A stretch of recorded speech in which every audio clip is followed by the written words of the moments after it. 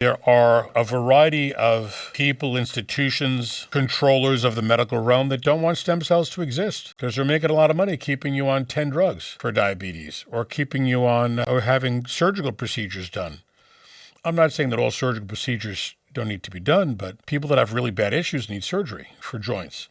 Other people with small meniscal tears and things would benefit greatly from stem. So it depends upon the extent of the injury in that realm.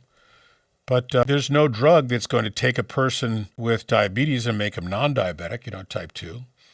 We've done that with stem. There's no drug that's going to take a person who's had strokes and create that result. And you can see the videos on the website. So you have to understand this is one of the greatest things that's ever come through in medicine. Right now, there are 10,000 clinical trials on stem cell therapy. That's more than anything that's ever existed. So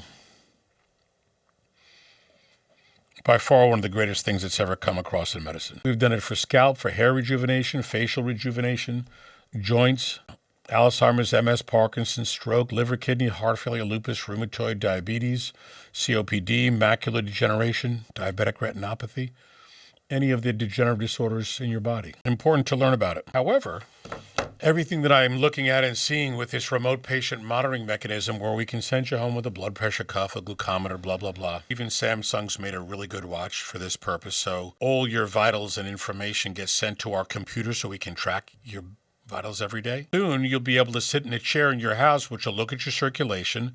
A little pad goes on your chest and reads your EKG. You get on an exercise bike, you pedal that, all this information, like a little stress test, all this information goes directly to the doctor. So every day we can track and see what's happening. If problems occur, you deal with them right away. You don't let a week go by with some vague symptoms, a patient doesn't know what to do, and sooner or later they end up in the ER with a $300,000 ER bill. But being able to evaluate and test you at home is a great idea. A lot of future medicine is going to be the initial contact with the doctor's office. I'd like a telehealth visit. You're on the phone with the doc, the nurse prac, the PA, you talk about the issue.